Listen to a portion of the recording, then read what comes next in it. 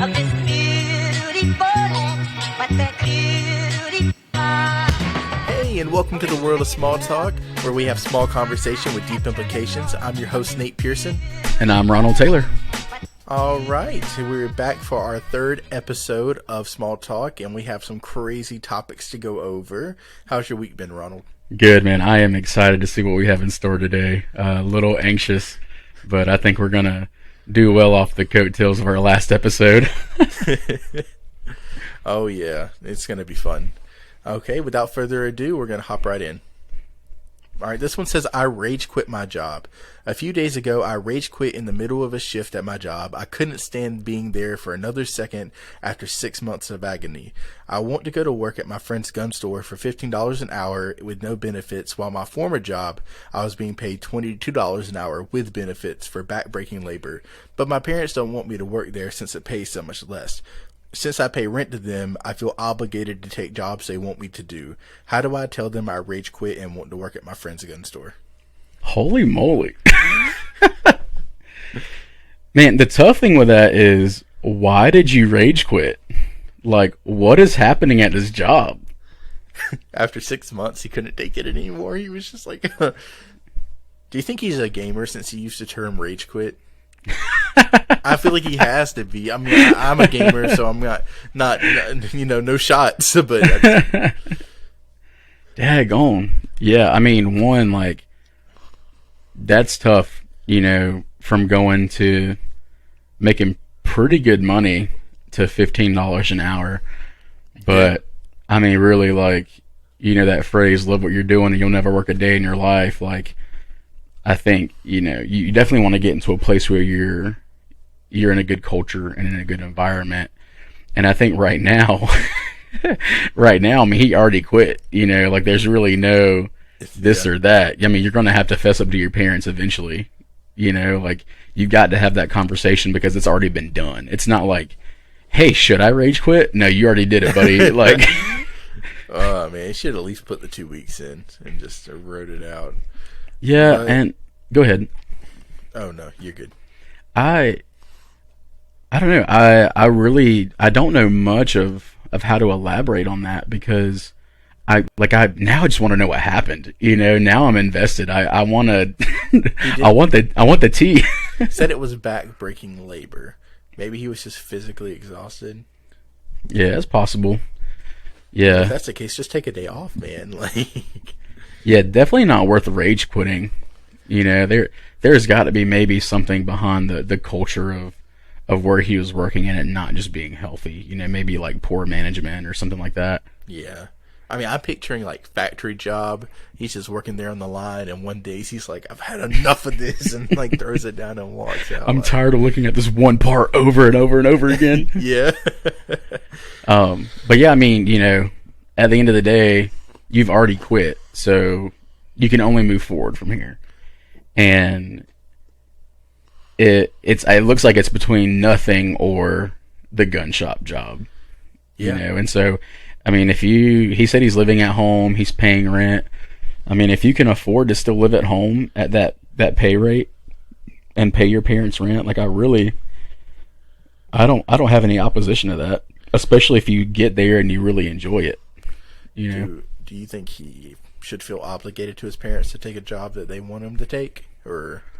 I don't think so. I think the only obligation you have to your parents is if you're living at home, you're obligated to pay that rent, right? You're obligated to respect them and, be under that authority, like financially. But I don't think it's like, I don't agree with the aspect of they pick out your job for you and you have to do that job. I think we're kind of coming into the lines of like, my parents want me to be a dentist and a doctor. Like I don't think you're obligated to have that type of lifestyle. I know so many people, my wife included, where you kind of have families that have a set expectations on jobs you should have and careers you should have. And then if you don't fulfill that, you're kind of like the black sheep ostracized from the family because everybody else is a doctor or a dentist, Yeah. And I mean, take the step and go against the grain because when I went to nursing school for 2 years before I decided I didn't want to do that. And I had to have some hard conversations with my family because I'm going to college and changing my major right when I'm about to be done. But it's worth it. And if you have, good family around you, they'll understand, and they won't. It's just because as you get older, you tend to view things for your kids, which I don't have kids, but just from looking from that parent's lens, from a financial standpoint, like you want what's best for your kids and for them to be set up and prepared. Right. And that's what I hear from a lot of my dad's conversations with me. So, they're just trying to think of what's best for you and help you get set up in the long run. So, I mean, yes, you need to think about that, but there's a balance between thinking about finances and also enjoying life. Yeah. And that was actually leading into the next thing I was going to mention. Man, I think they just want my dude out of the house. Yeah. They're like, well, this $15 an hour job doesn't seem sustainable enough for you to get out of the house and pay rent somewhere else. Especially with no benefits. Yeah, especially in this Joe Byron economy. Like, I can't even afford to put gas in my truck right now, let alone think about paying rent somewhere.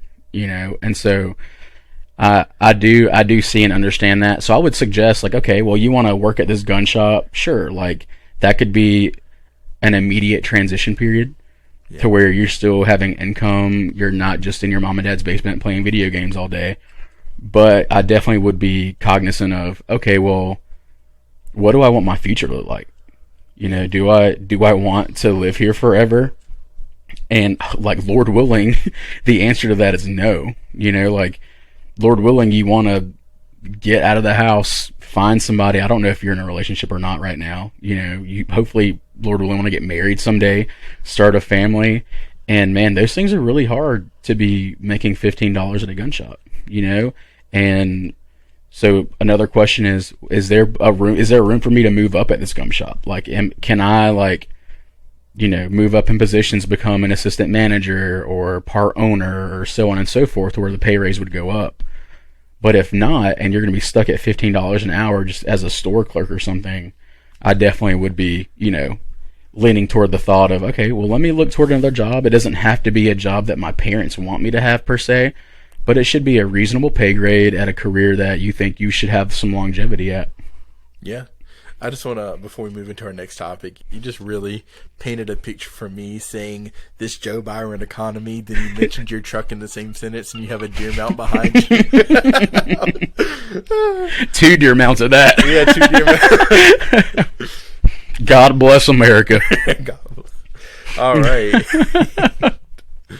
Okay, so has anyone met a sponsored child as an adult? 15 years ago, my wife and I sponsored a child in Africa for $38 a month for school and clothes. We have recently connected on Facebook. I am thinking about bringing him to the U.S. He is a 22-year-old now and is asking to come. My wife is over the moon about this, but I have some trepidation. My wife was the one who wrote him all these years at the sponsor's recommendation, but I always read his letters. I am simultaneously excited and nervous. He is around the same age as my natural-born children. It has been wonderful to see him grow and thrive. I'm slightly worried about being scammed. I'm also worried about overloading him and just showing him too much. He comes from a very poor area. He wants to stay for 3 months. I have the room at my house. He can have his own room. Providing for him will not be a problem. Has anyone done this before? What advice can you give me? Dang. So this is a sponsored child through a legitimate organization.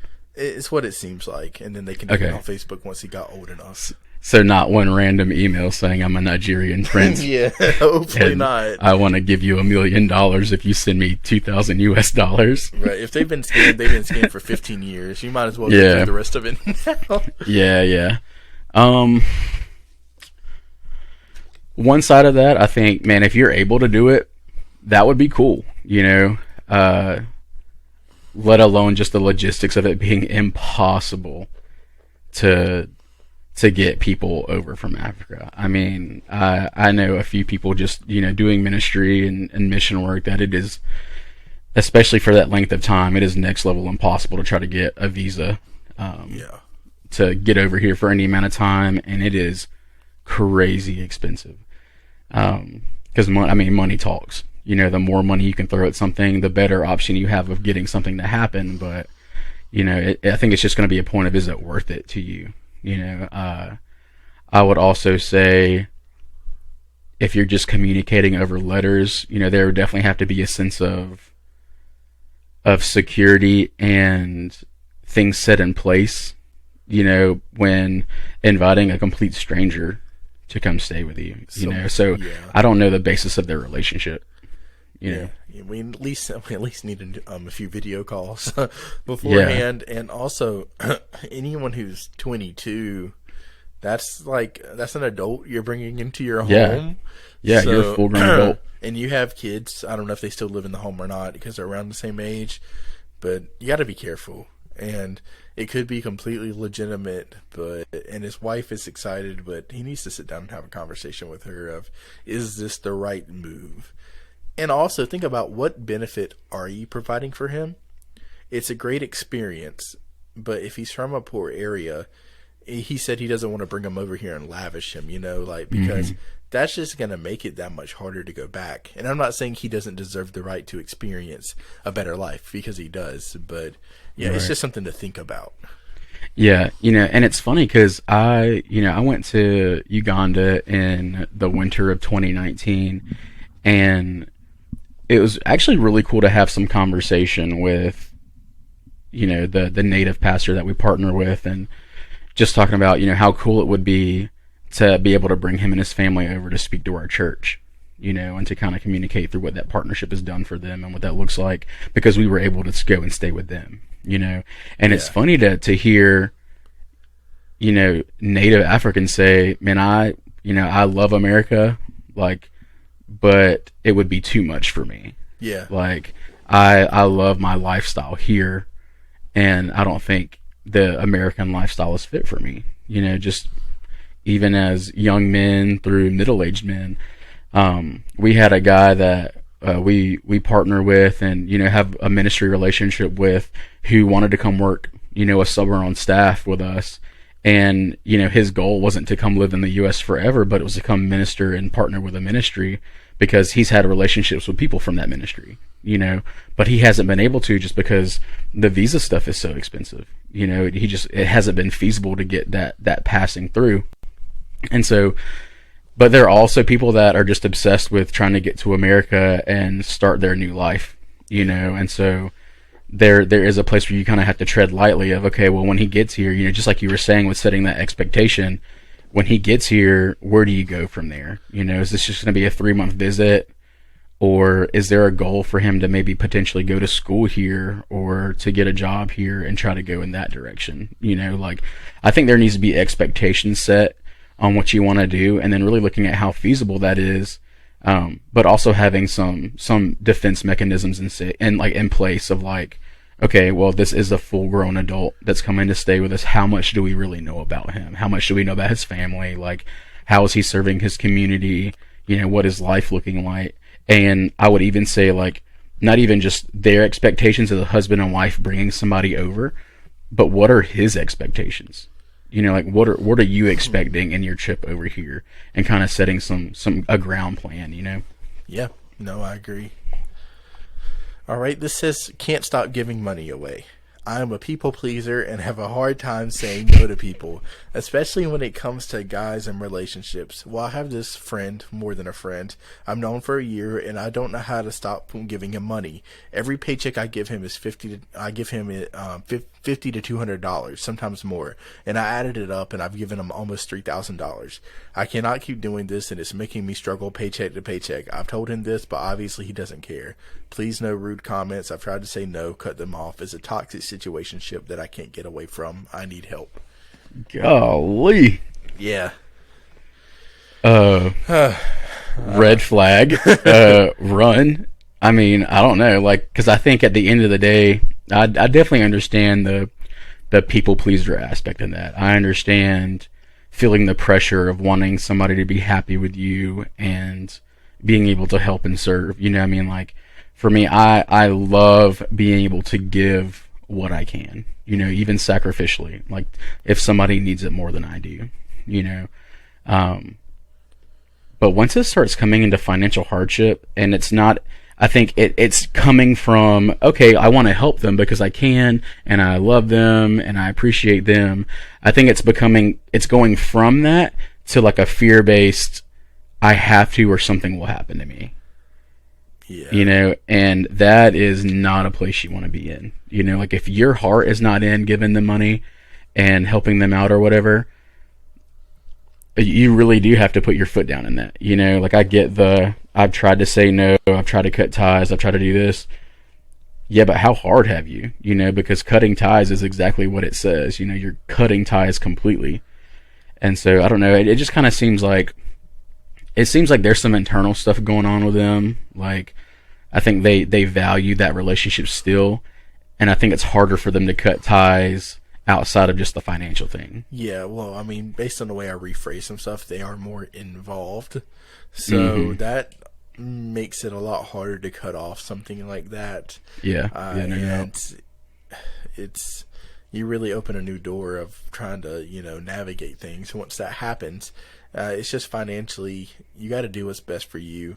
You're not benefiting this person by giving them the money. You're only putting them into a situation to where once you do strip it away, they're going to have more trouble because now they're dependent on you. So the sooner you cut it off, the better. Yeah, and I mean, honestly, that is not a relationship you want to be in. No. You know, like if your relationship is dependent on the fact that they're pressuring you into giving them money, like that, it's only going to go south.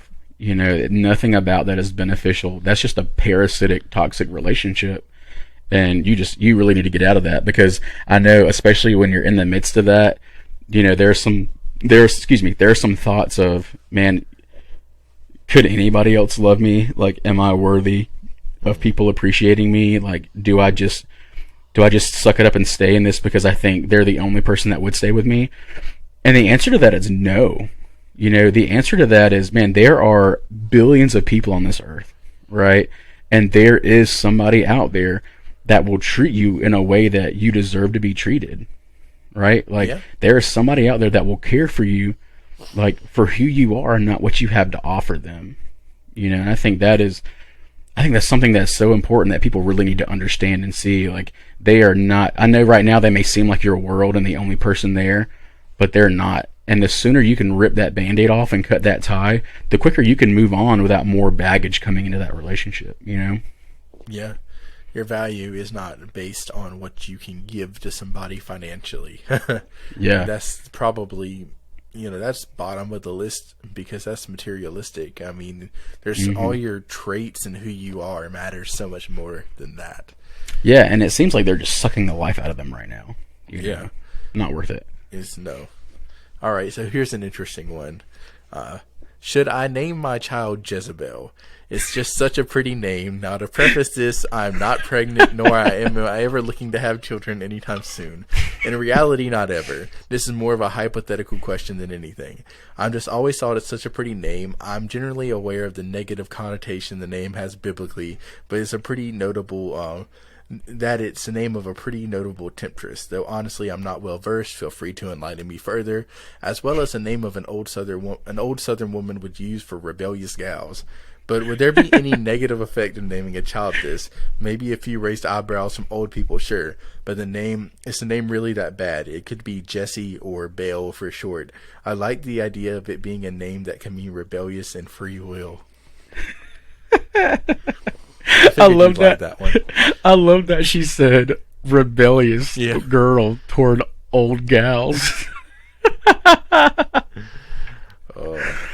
Dude, yeah, so the one side of things, if they're not religious, I think it just doesn't really hold that connotation for them. And we're definitely continually coming into a culture and society where people they're fully drifting away from name meanings and connotations and things like that, to where I think in their age bracket and their generation, I don't think it really matters to them. For me, I definitely want, if I'm looking at the names of my future children, I definitely want them to have meaning. I want them to have some sustenance. I want to be able to tell my kids, like, man, your name means this, and there's a purpose and an identity behind your name, and how that reflects, upon their relationship with the Lord. And obviously, this person's not in that boat. But I think that the name Jezebel still has a negative connotation. I think even culturally, it's carried over enough to where it has the negative connotation. Yeah. Oh yeah, and so you're putting a big burden on your daughter if you did yeah, that. Yeah. Because I mean, like, sure, like the Jesse or the Bell, things like that. Obviously, in normal settings and interactions, obviously it wouldn't have any implications. Like they wouldn't care. But it's like, yeah, goes to get a job or is in school and your teacher's like, Jezebel so and so, like, oof, you just put down. Yeah, you just put you just put a target on yourself, So I think those are implications to deal with. But I mean, there are people out there named Delilah. Yeah. And man, Delilah was a thought pocket. And she did Samson dirty. If you're not familiar with that story, like she did my dude dirty. Go look it up. And so I think there's a place potentially, for somebody named Jezebel. I don't think it would be far fetched. If you do a Facebook search, I'm sure there may be somebody named Jezebel. There has to be, right? And so if you think the name is beautiful, like if you really love it, I mean, there are plenty of Ladashes and Absides and all these crazy names out there. I think it could be something that would bring in trepidation for them for a period of time. I would not name my child Jezebel. I don't want my child's dead body to be eaten by dogs. Like, this is not the way to go. Like, yeah, dude, it's like, man, and I get it. Like, for one, like, our name is not our identity in the end game, right? Like, we're not identified by the actions of our forefathers. We're not identified by our name. But man, like, talk about not really setting up your child for success. Yeah. Well, coming at it from a biblical perspective, naming is a powerful thing. It's not the end all be all, but whenever like God like came to somebody and was planning to use them for a major purpose, he renamed them. Yeah. Like it gave them a new identity. So and God gave Adam the responsibility of naming all of the animals. So it's definitely a place of authority that's to be used wisely if you're looking at it from that biblical lens. Yeah, absolutely. I mean, Abram to Abraham, Saul to Paul, Jacob to Israel, Simon to Peter. And so those are all significant fathers in church history, but you're also looking at, is this person held by that belief? Are they a believer? Do they? Yeah. No, if you step outside of that, it's just at that point, it's really you're looking at what are the implications for my child to have this name throughout their life. Yeah, all semantics. Yeah, am I setting my child up to be bullied all through grade school? Maybe. Yes. I mean, I don't think elementary school, they might not know what it means. Once you start getting to 5th and 6th grade, it's going to get ugly from there.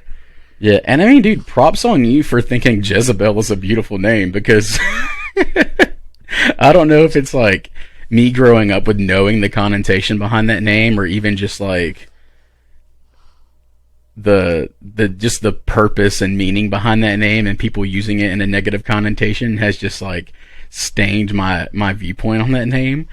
But hey, I mean, to each their own. If you think it's beautiful and your significant other agrees with you. Yeah, and they said they probably won't ever have kids. Yeah. So this is a huge hypothetical. But yeah, well, I know tons of people that thought that and end up. Yeah, it seems like those are the ones that end up with kids sooner than the other people. Okay, our last one. The squirrels are coming through my ceiling. Okay, so I live with my parents. I'm 19 and in college, and while I was in my room, I saw something fall from the ceiling. I put my glasses on and looked up to see a squirrel's arm aggressively reaching through my ceiling. I told my parents my dad said he'd fix it later. I'm currently stuck on the couch. What can I do as a temporary fix for my room ceiling? I doubt my dad will fix the root problem, which is that there are squirrels in the attic. I'm freaked out and I just want my bed back. Oh my goodness. Okay, the ironic thing is that this story hits so close to home. So when I was interning at Snowbird Wilderness Outfitters, me and my buddy Adam, so man, yeah, as a preface, we stayed in cabins on top of a hill, and they did not have like plumbing. There's no bathroom, there's no running water. Like, we either had to go to the bathhouse or go to a porta-john, like outside the cabins. And they did have an AC unit, like a window unit, baseboard heater, and insulated floor. But that's it. I mean, just like bare wall, plywood, bunk beds, whole 9 yards. I mean, we worked at a wilderness camp. And at one point in that year, we walked into our room to discover some of our stuff had been like messed with. Like, you could just tell like something was off. And I think Adam discovered it, and the squirrel ended up running like out of the door when he opened the door. But as we went in and tried to like figure out how it got in, there was a hole like in the corner of the room that the squirrel was able to get in from outside and crawl into the room and just like throw a rager in our bedroom. And so the answer to that is find a beanie and shove that beanie into that corner, because it will stop that squirrel from getting in there. You see a squirrel wearing a beanie 3 days later.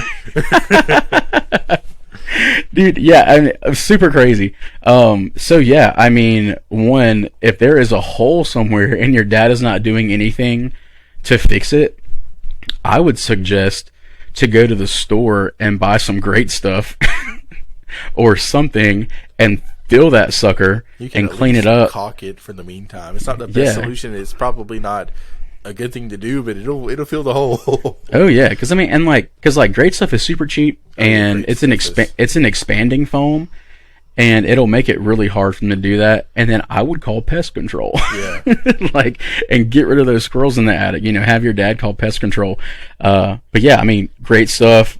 Caulk, a beanie, whatever it takes to just shove something into that hole and put a temporary Band-Aid on it for the moment. For me, it's just the idea of seeing the squirrel's arm just coming down this frantically waving through everything for you. It's got a hit on you. It's just frantically trying to get into you to murder you. Oh my gosh. Yeah, I don't envy that. Never do I want something living inside of my house, whether it be a squirrel or a mouse or ants or anything. It just feels like your space is being violated, Ants are the worst. Ants, oh yeah. And we had a spider problem for dang. years. So it wasn't crazy, but you would see a spider once a day, and you're just I know there's more. And luckily it's a rental, so at the end of the day, not my problem. I get someone else to fix it. But this year, for about a month, it was beetles, and my dog would just kill the beetles. So yeah, it'd be like that scene in the new Willy Wonka where all the squirrels are just attacking Veruca Salt. It's game over. Not dealing with it. Not having it. I don't want it. The squirrels can have the house if they're in my home, and I see that happen. I guess that's time for me to move. And thankfully, I know some people end up with birds or bats in their chimneys, and then you can't even do anything about it because they're federally protected. Yeah, and so you just have to live with them in your chimney. There's a type of bird called chimney something, and I forgot where they're at in the U.S., but it's normal for them just to all fly in the chimney. They all nest there for a season and stuff. Yep. Yeah, we've got them in the U.S. I mean, not in the U.S., but in North Carolina, which is also the U.S. But yeah, I mean, I know a few people that have had those and dealt with them, and it's just chirping in the chimney, and you can't have a fire when they're there, Yeah. And so, but thankfully you can relocate squirrels. However you do that, man, that's on you, but I definitely don't envy you. All right, Ronald, do you want to tell people where to find us and what to do when they do? Yeah, absolutely. So, man, guys, if you want to listen consistently, man, go find us on Spotify, Apple Podcasts, YouTube at Small Talk. I know a few people have had issues with finding our podcast. So if you type in Small Talk and then either Nathaniel Pearson or Ronald Taylor along with it, it should be the first one that pops up with you. It'll be Small Talk in like a speech bubble. And so that'll be our episode that you guys can find. If you guys have any questions, any advice, any things like that, make sure you guys email us at smalltalk.smallworldmedia@gmail.com. Any news on the Q&A stuff on Spotify? I think Austin's had a pretty full plate. He's our editor in chief, I guess. He's working on it. I know this week he did post something on the Instagram story. So if you follow Small World Media on Instagram and you stay in tune with that, you'll see an entry before it's time to post normally too. Cool. Yeah, and I think maybe this week we can you and I can share it and put a Q&A on our pages as well if you guys follow us and want to add anything. Also, a little snippet from last week. We had tons and tons and tons of people message us with the correct pronunciation of naivete. So, because we speak North Carolinian, we were having trouble with pronouncing it. And in fairness, everybody that I spoke to had to look it up on the correct pronunciation. So I don't like it. I don't either. It sounds too formal and proper. Because never do I ever add an A on the end of things. Like, I'm not going to the foyer. I'm going to the foyer. The foyer. Oh man. So do with that what you will. That's your word of the week with us is naivete. Use it in a sentence this week and let us know how that went. But we thank you guys for joining us. Hopefully this was a good episode for you guys, and tune in next week to hear what else we got to get into. Of this beautiful